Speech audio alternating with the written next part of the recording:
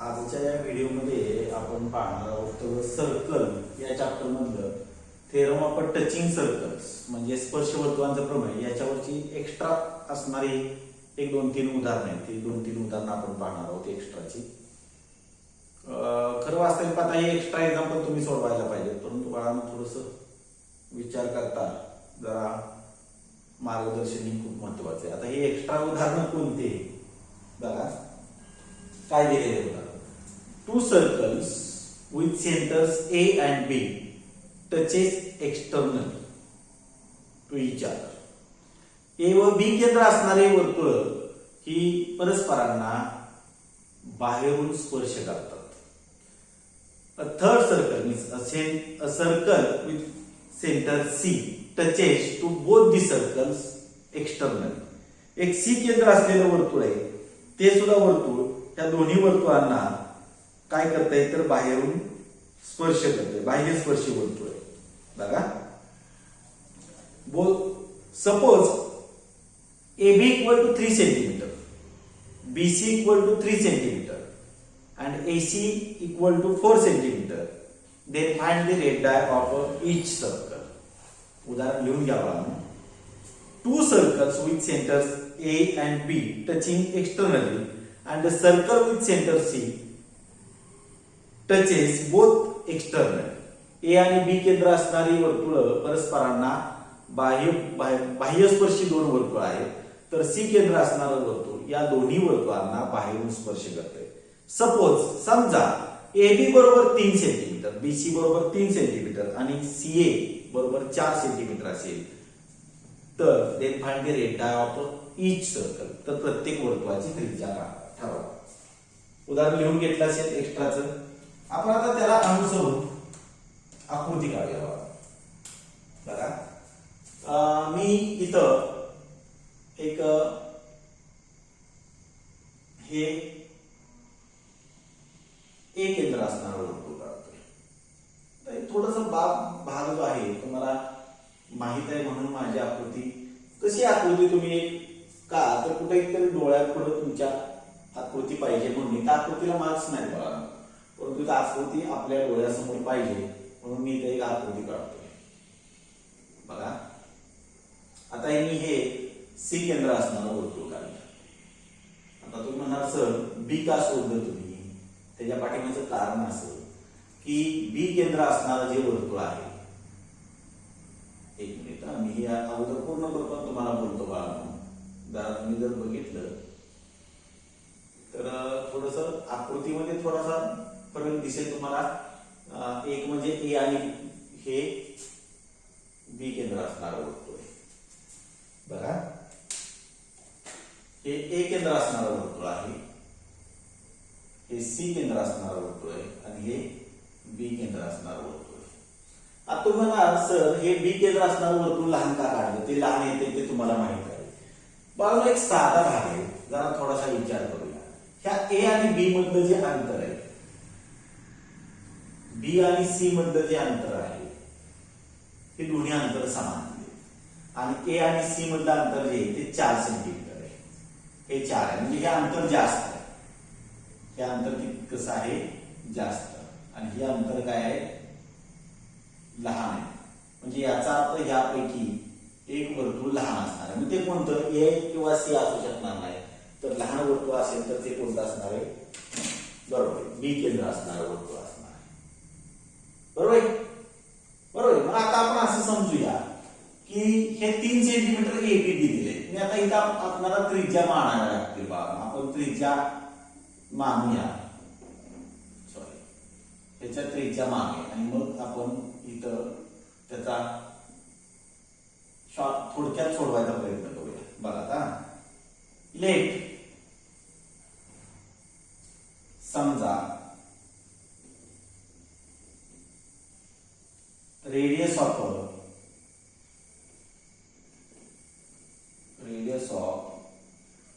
A center the circle,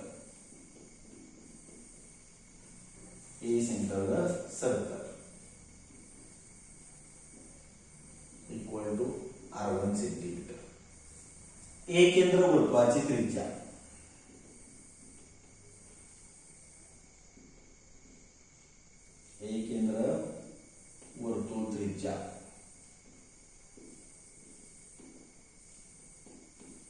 ही जी आहे ए केंद्र असलेल्या वर्तुळाची त्रिज्या मी काय केली तर R1 सेंटीमीटर मानली.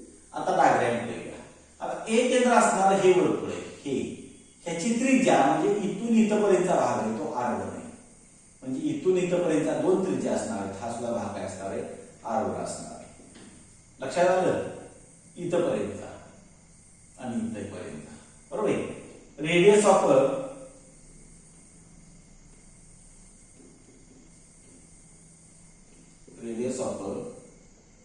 बी सेंटर सर्कल.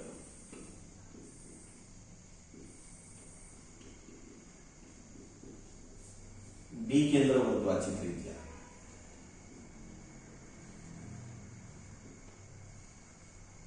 बी केंद्र वर्तुळ आणि त्याची त्रिज्या आपण काय करूया, बरोबर R2 सेंटीमीटर काय मानूया, R2 सेंटीमीटर. काय घेतली मी तर R2 सेंटीमीटर घेतली. म्हणजेच काय तर इथून इथपर्यंतचा जो भाग आहे बघा, हा भाग जो आहे ही बी केंद्र वर्तुळाची त्रिज्या R2 आहे. म्हणजे इथून इथपर्यंतचा सुद्धा भाग काय असणार आहे, R2 असणार आहे. त्याच पद्धतीनं रेडियस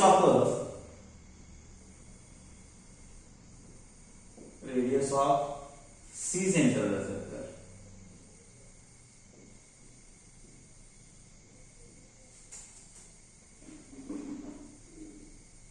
सी केंद्र वर्तुळाची त्रिज्या,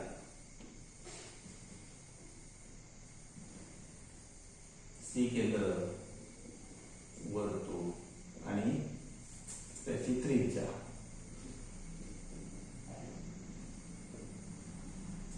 बरोबर काय R3 सेंटीमीटर. म्हणजे बरोबर R3 सेंटीमीटर. आता सी केंद्र वर्तुळाची त्रिज्या इथून इथपर्यंतचा भाग तो R3 आहे. इथून इथपर्यंतचा ही त्रिज्या आहे, ही सुद्धा R3 असणार. आलं लक्षात तुमच्या? आता हे सगळी जे आहे ते एक्सटर्नली टचिंग सर्कल्स आहे. So by theorem of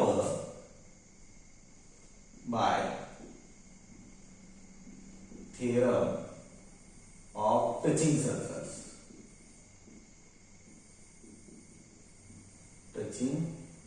circles, म्हणजे काय तर स्पर्श वर्तुळे प्रमेयानुसार,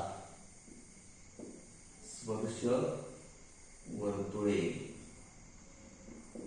प्रमेयानुसार बघा आता वानो हे जर R1 आणि R2 यांची बेरीज केली तर AB तयार होईल. बरोबर का चूक? बरोबर ना. R1 आणि R2 यांची बेरीज, कारण हे एक्सटर्नल टचिंग सर्कल्स आहेत आणि आपल्याला माहिती आहे the distance between the centers of two externally touching circles means the sum of their radii. दोन बाह्य स्पर्शी वर्तुळांच्या केंद्रातलं अंतर म्हणजे त्यांच्या त्रिज्यांची बेरीज असते. म्हणून स्पर्श वर्तुळाच्या प्रमेयानुसार आपण असं म्हणू शकतो की R1 plus R2 equal to काय आहे AB.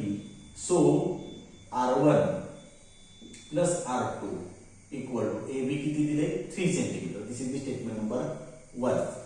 आता तसंच BC हे दिले बरोबर आहे. मग B आणि C म्हणजे इथं R2 आणि R3 ची बेरीज केली तर डिस्टन्स BC येणार आहे. म्हणजे R2 plus R3 equal to BC. So we write here R2 plus R3 equal to 3. This is the statement number 2. बरोबर आहे. पुढं AC अंतर कसं झालेलं आहे तर R1 आणि R3 ची ऍडिशन करावी लागेल.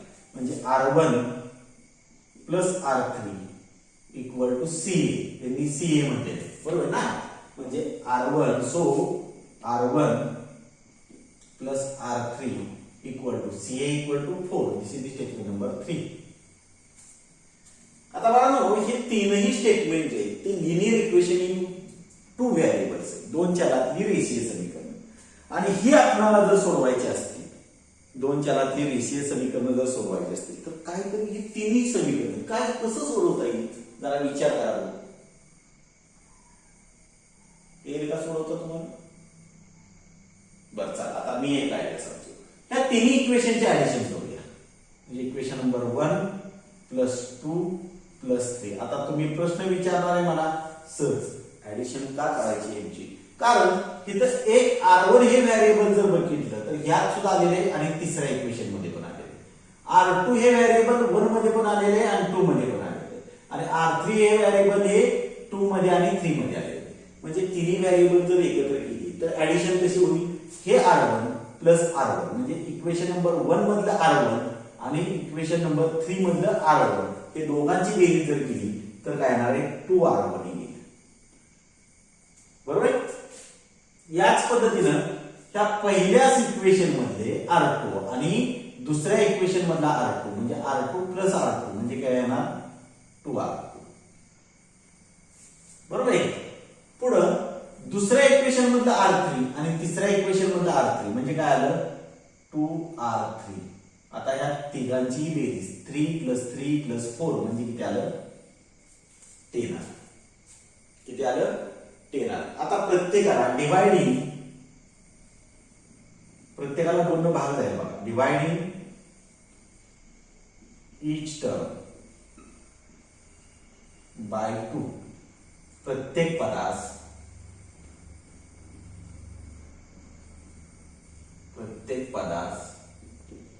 कितीने भागूया? 2 ने भागू. प्रत्येक पदाला 2 ने भाग. काय आलं बघा बघू? बरोबर आहे. इथं काय आलं? R1. इथं काय आलं? R2. 2 ने भागलं आणि इथं सुद्धा 2 ने भागलं म्हणजे काय आलं? R3. आणि 10 ला 2 ने भागलं म्हणजे किती आलं? 5. हे नवीन इक्वेशन मिळालं आपल्याला. त्या इक्वेशनला नंबर देऊया 4. इक्वेशन नंबर 4 म्हणूया. बरोबर आहे? आता परत म्हणूया. फ्रॉम 4 4 बरोबर परत चौथं विधान घ्यावं लागेल आपल्याला. म्हणजे काय येणार आहे? R1 plus R2 plus R3 equal to 5. अरे पण बाळांनो R1 प्लस R2 याची बेरीज माहिती आहे आपल्याला किती? म्हणजे इथं किंमत ठेवूया म्हणजे किती आलं? 3 प्लस R3 इक्वल टू 5. कुठून घेतलं? फ्रॉम 1 1 वरून. कुठून घेतलं? 1 वरून घेतलं. आता जागा थोडीशी अपुरीच पडते बाळांनो, मी इथं लिहितो एवढं. चालेल ना? हा इथं लिहितो. आता बाळांनो काय झालं? तर हे प्लस 3 हे इकडं आलं म्हणजे काय झालं? बरोबर आहे, -3 म्हणजे R3 इक्वल टू 5 मायनस 3 म्हणजे R3 इक्वल टू किती आलं बघा? 2 सेंटीमीटर. म्हणजे त्या C सेंटर सर्कलची रेडियस मिळाली आपल्याला. C सेंटर सर्कलची रेडियस किती आली? 2 सेंटीमीटर. पुन्हा फ्रॉम 4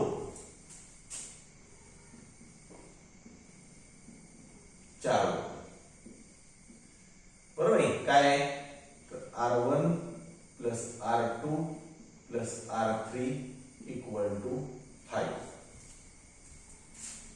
चौथं विधान आहे तसं तुम्ही परत लिहून घेतलं. आता त्यामध्ये पुन्हा R2 प्लस R3 ह्याची किंमत माहिती आहे मला. इथं बघा R2 प्लस R3 किती आहे? 3 आहे. म्हणजे R1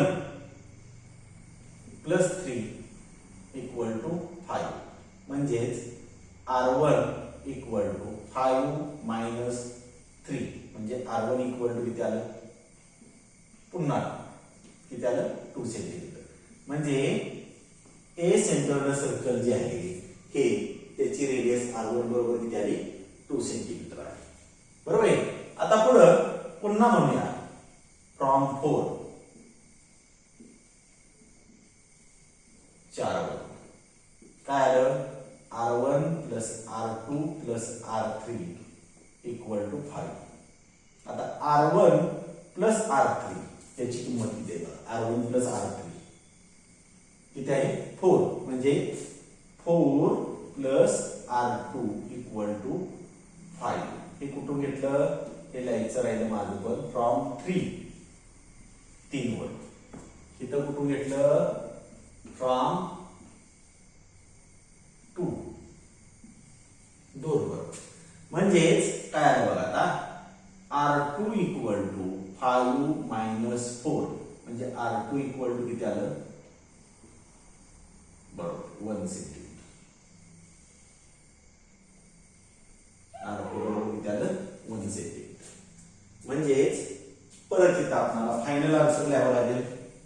आता हे पहिलं लिहिलेलं असणार आहे फायनल आन्सर हे पुसून टाकतो. Radius of A centre circle R1 आता हे कॉमनली लिहितो बरं का बाळा. हे मराठी आणि सेमीसाठी एकच कॉमनली लिहितो म्हणजे जागा पुरेल आपल्याला. बरोबर R1 बरोबर किती आलं 2 सेंटीमीटर. पुढं radius of B centre circle म्हणजे बी केंद्र वर्तुळाची त्रिज्या म्हणजे बरोबर R2 बरोबर तिथे 1 सेंटीमीटर आलं ना. R2 किती आलं 1 सेंटीमीटर. आणि radius of C centre circle commonly लिहूया सी केंद्र वर्तुळाची त्रिज्या R3 बरोबर किती आले 2 सेंटीमीटर. इथं तुमचं आन्सर कंप्लीट होईल. लक्षात येते.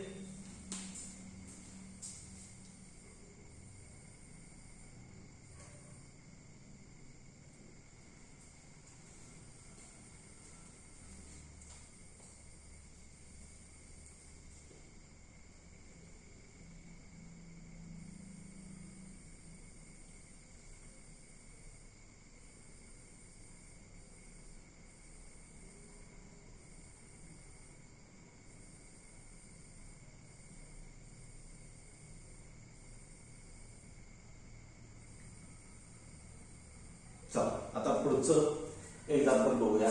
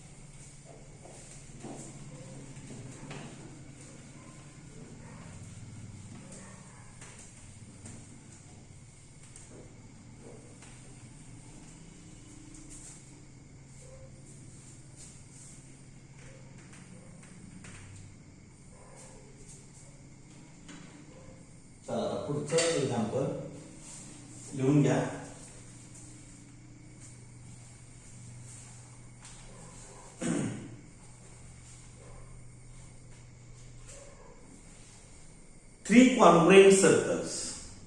बघा दुसरं एक्झाम्पल घेतोय आपण.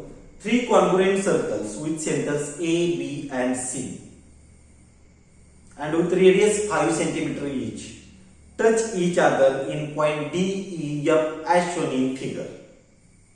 बघा 3 congruent circles with centers A, B and C and with radius each 5 cm and with radius 5 cm each touch each other in points D, E, F as shown in figure.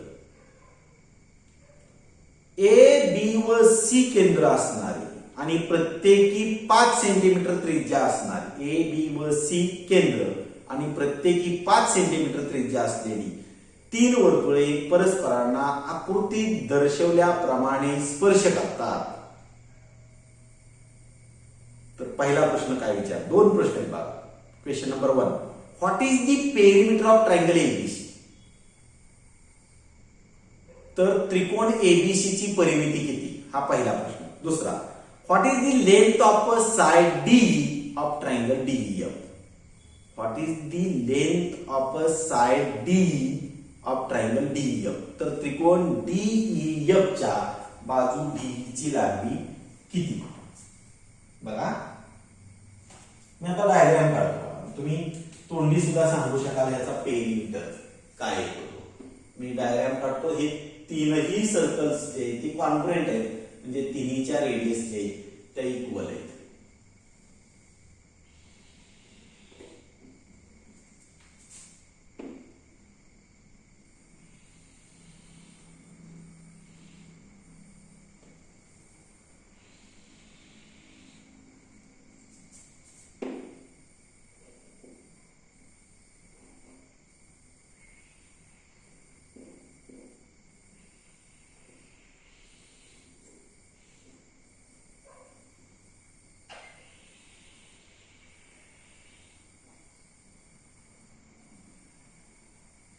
त्या तीनही सर्कलच्या radius equal आहे. Diagram पूर्ण झाल्यानंतर तुमच्या लक्षात येईल बाळांनो.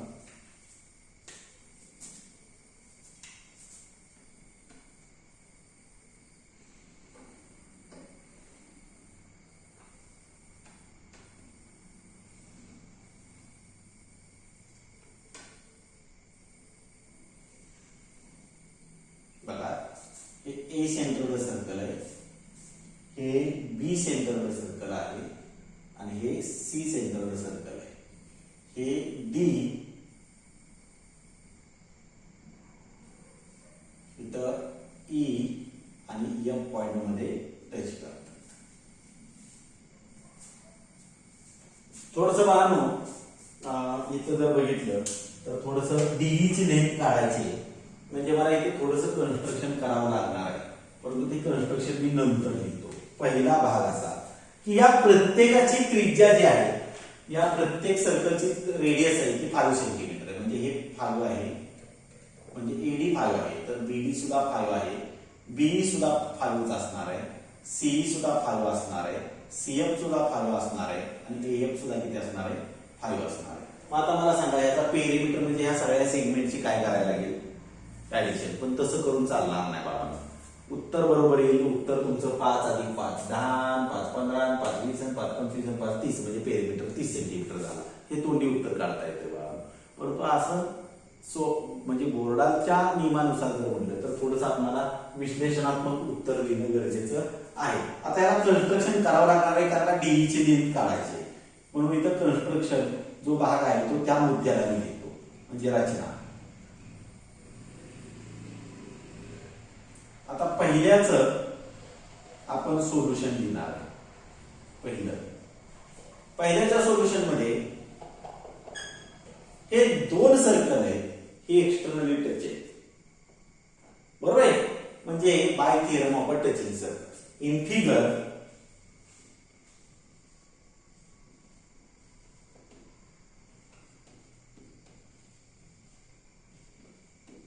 आकृतीमध्ये by theorem of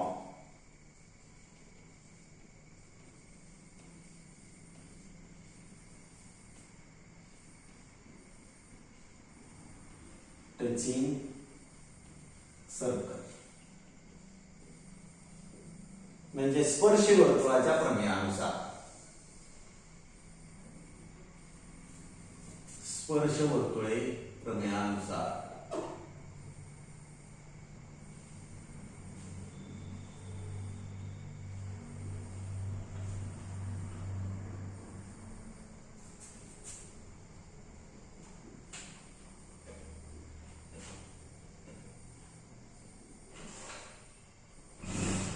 स्पर्श वर्तुळाच्या प्रमेयानुसार हे 3 पॉइंट कोलिनियर असणार आहे. कोणते?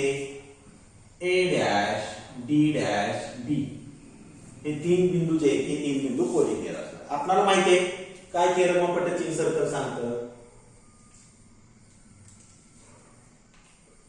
If 2 circles are touching circles, then their point of contact lie on a line joining their centers.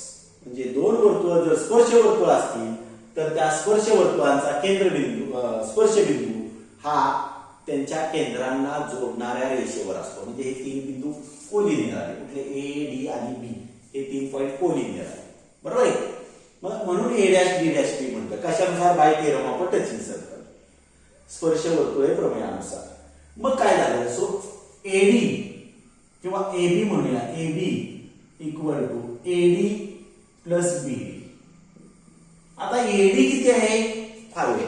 BD सुद्धा 5 आहे. तुम्ही म्हणा सर याचा उल्लेख कुठे केला आहे? आपण डायग्राम काढणार आहे बघा.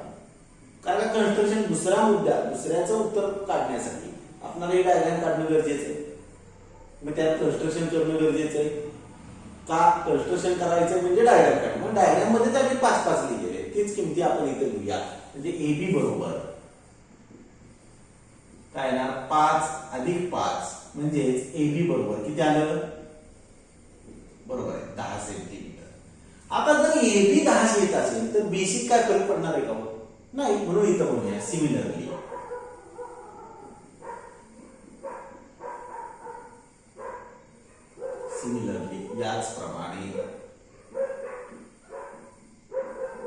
याचप्रमाणे काय आलं तर BC बरोबर 10 सेंटीमीटर आणि AC सुद्धा किती आहे? 10 सेंटीमीटर. एक किंमत काढून दाखव. आता ह्याचा perimeter. So perimeter of a triangle ABC.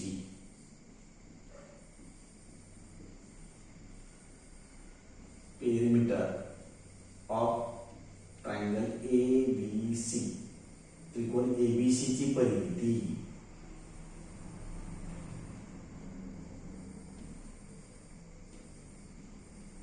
आता त्रिकोण ABC ची परिमिती म्हणजे त्याच्या तिन्ही साइडची बेरीज म्हणजे AB plus BC plus AC म्हणजे 10 प्लस 10 प्लस 10 इक्वल टू किती आलं? 30 सेंटीमीटर. हे पहिल्याचा आन्सर आहे. Perimeter of a triangle ABC. Then find the length of a side D. आता मला इथं कन्स्ट्रक्शन करावं लागेल. काय करावं लागेल? Draw segment D. काय कन्स्ट्रक्शन केलं? Draw segment D. एकच काढलं. रेख D काय केला? काढला. आता रेख D काढला. दुसऱ्याचं उत्तर लिहिला. मला हे सांगा AD 5 आहे आणि BD सुद्धा 5 आहे. याचा अर्थ D हा AB चा काय आहे? बरोबर आहे, mid point.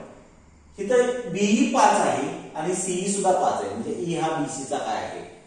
Mid point. So in triangle ABC, त्रिकोण ABC मध्ये पॉइंट्स अनेक विचार म्हणतो. Points D and E are midpoints of sides. कोणत्या sides? AB and BC. बिंदू D व E हे बाजू AB व BC चे काय? मध्यबिंदू आहेत. काय? मध्यबिंदू. वापरूया. आठवतंय इयत्ता 9वीतलं थेरम, मिड पॉइंट थेरम.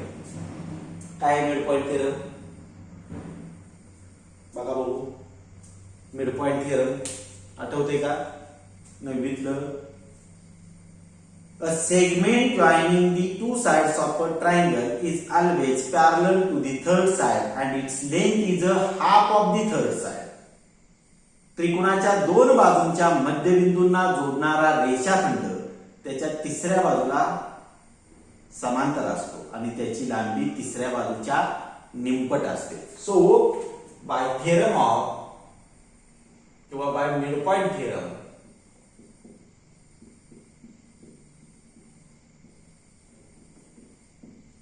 मध्यबिंदू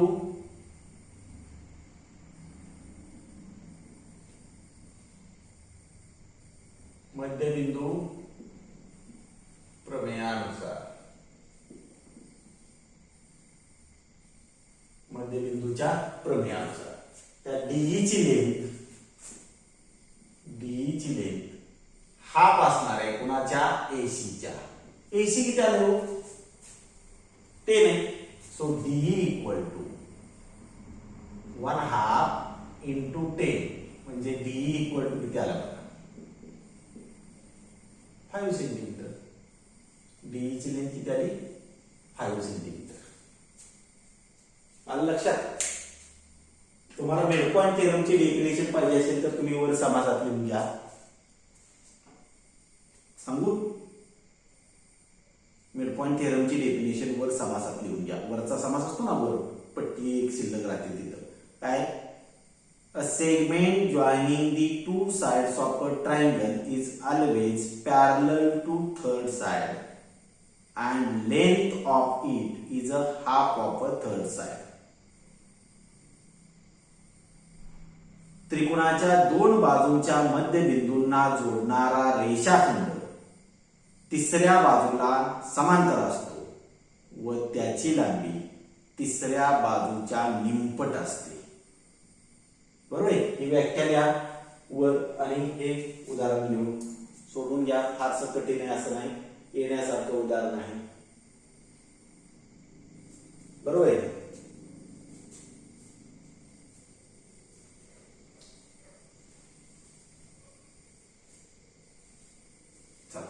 आता त्यातलं लास्टचं एक्स्ट्राचं एक्झाम्पल आहे ते एक्झाम्पल सांगतो तुम्हाला मी.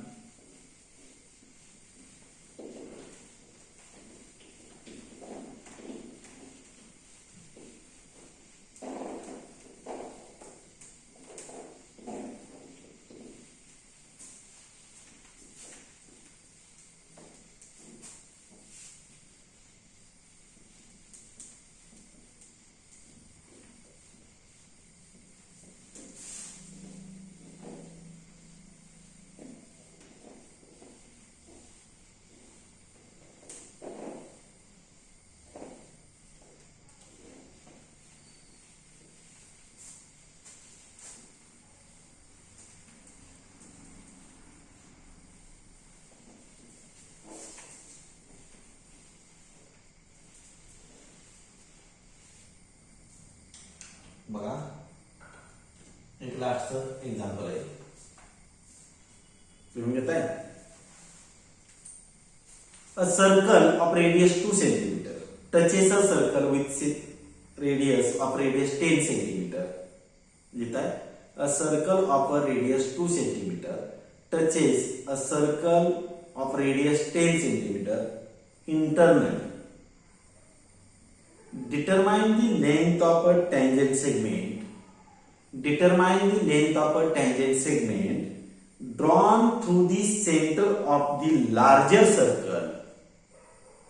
Determine the length of a tangent segment drawn through the center of the larger circle to the smaller circle. 2 centimetre त्रिज्या असलेलं एक वर्तुळ 10 सेंटीमीटर त्रिज्या असलेल्या दुसऱ्या एका वर्तुळाला आतून स्पर्श करतं. तर मोठ्या वर्तुळाच्या केंद्रबिंदूतून लहान वर्तुळास काढलेल्या स्पर्शिका खंडाची लांबी काढा. स्पर्शिका खंडाची लांबी काढा. बघा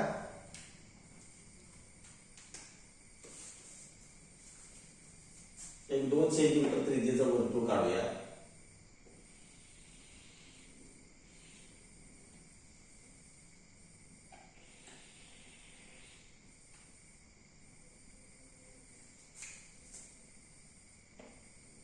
दुसरं एक आहे 10 सेंटीमीटर त्रिज्येचं वर्तुळ. आता खूप मोठं होणार आहे वर्तुळ बाळांनो, पण होऊ द्या.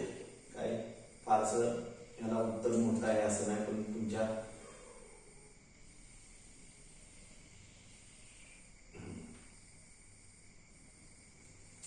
आता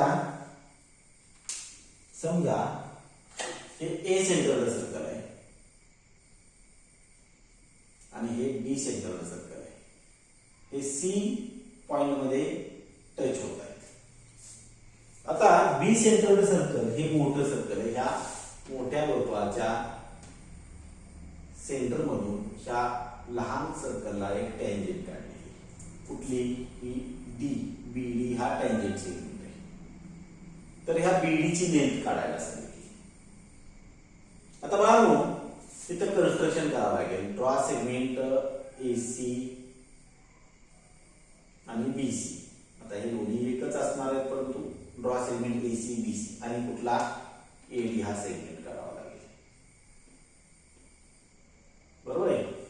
आता बघा ह्या ए सेंटर सर्कलच्या ज्या रेडियस आहेत त्या ही 2 आहे, ही सुद्धा 2 आहे, एसी आणि एडी. आणि ही बी सेंटर सर्कलची जी रेडियस आहे ही किती आहे? तर 10 आहे. किती आहे? ही 10. तर तुम्हाला त्या बीडीची लेंथ काढायला सांगितली. अवघड नाही, उदाहरण सोपं आहे. बघा कन्स्ट्रक्शन करूया.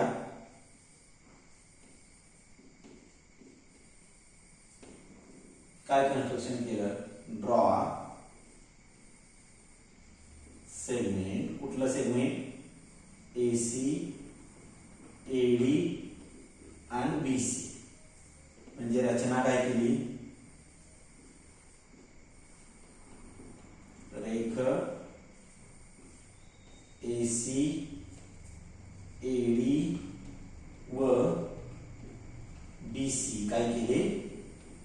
काढले. बरोबर आहे. आता बघा solution.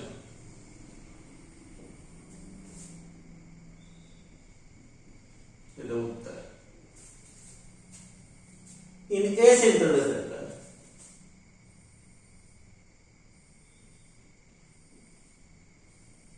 A centre circle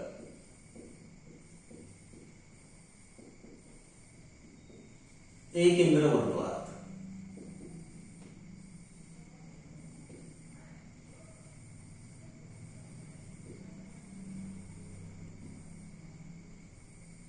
A केंद्र वर्तुळात काय? ए केंद्र वर्तुळात तर एसी आणि एडी. एसी बरोबर एडी बरोबर 2 सेंटीमीटर. का? रेड डायरेक्ट त्रिज्या. बरोबर आहे. In B centre circle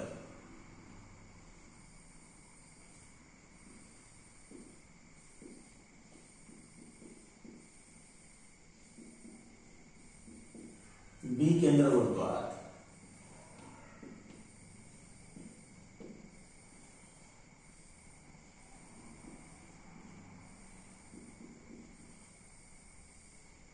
B केंद्र वर्तुळात बीसी आणि याची लांबी आहे 10 सेंटीमीटर. आता हे 2 सर्कल जे आहेत ते इंटरनली टचिंग सर्कल्स आहेत, म्हणजे स्पर्श वर्तुळ आहे. सो बाय थिअरम ऑफ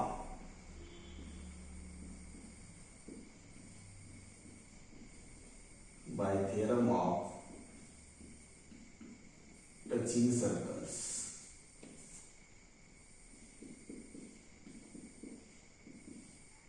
स्पर्श वर्तुळे प्रमेयानुसार. आता तुम्ही म्हणाल हे का करायचं? सांगतो मी तुम्हाला, समजून सांगतो. स्पर्श वर्तुळे प्रमेयानुसार हे का लिहिलं? तर इथं एक ट्रायंगल तयार झालाय बघा, एडीबी. जरा विचार केला तर हा राईट अँगल ट्रायंगल असेल. इथं कितीचा अँगल असणार आहे? 90 डिग्रीचा. बाय टँजेंट थिअरम म्हणजे स्पर्शिकेच्या प्रमेयानुसार हा कितीचा असणार आहे? 90चा. यातली एडीची लेंथ मला माहित आहे. जर मी एबीची लेंथ म्हणजे एबीची लेंथ जर काढू शकलो तर बीडी काढता येईल. कशानुसार? बरोबर आहे, पायथागोरस थिअरमनुसार. बरोबर आहे. म्हणून मला एबीची लेंथ काढण्यासाठी हे बीसी 10 आहे, एसी 2 आहे, तर एबी किती असेल? हा बरोबर आहे, 8 असणार आहे. म्हणजे हे मला सोडवावं लागेल, दाखवावं लागेल. स्पर्श वर्तुळाच्या प्रमेयानुसार हे 3 पॉइंट कोलिनियर आहेत, C dash, A dash, B. So AC plus AB equal to BC. आता AC माहित आहे आपल्याला, AC किती आहे? 2 सेंटीमीटर आहे. 2 plus AB equal to BC किती दिलेले? 10 आहे. म्हणजे AB बरोबर 10 वजा 2 म्हणजे AB बरोबर किती आलं? बरोबर 8 सेंटीमीटर. किती आलं? 8 सेंटीमीटर. आता घेऊया इन ट्रायंगल ADB. इथं लिहितो बघा, खाली वापरून लिहिण्याऐवजी इन ट्रायंगल ADB, त्रिकोण ADB मध्ये बघा अँगल ADB इक्वल टू किती असणार? 90 डिग्री. कोण सांगेल मला हा? बरोबर आहे. काय theorem? Tangent theorem. Tangent theorem म्हणजे काय? स्पर्शिकेचं प्रमेय. स्पर्शिका प्रमेय. मग वापरूया. काय वापरता येईल? Pythagoras. which is the hypotenuse here? AB. So AB square equal to AD square plus BD square. AB square means square of AB. AB how much? 8. Square of 8 equal to AD square of 2 plus BD square. Square of 8 means 64 equal to square of 2 means 4 plus BD square. Plus 4 transferred to the left side becomes minus 4 equal to BD square. 64 minus 4 means what we get here? 60 equal to BD square. By taking square root, root 60 equal to BD. Now this is the pure circle. But if 4 into 15 means 60 equal to BD. So square root of 4 means 2. 2 root 15 centimeter equal to BD. But शेवटी finally answer द्यावा लागेल. So the length of a tangent segment from the center of a larger circle to the smaller circle is 2 root 15 centimeter. मी सांगतोय ते वाक्य लिहिलं पाहिजे. So the length of a tangent segment from center of a larger circle to the smaller circle is 2 root 15 centimeter. म्हणजे मोठ्या वर्तुळाच्या केंद्रातून लहान वर्तुळाला काढलेल्या स्पर्शिका खंडाची लांबी 2 वर्गमुळात 15 सेंटीमीटर आहे. किती आहे? 2 वर्गमुळात 15 सेंटीमीटर. अशा रीतीने बघा तुम्ही हे एक्झाम्पल सॉल्व्ह करू शकता. बरोबर आहे. आता तदनंतरचा जो भाग आहे तो आपण आता आर्ट कडे जाणार आहोत. तो आपण पुढच्या व्हिडिओमध्ये पाहूया. आजच्यासाठी आपण धन्यवाद. थांबूया. Have a good day.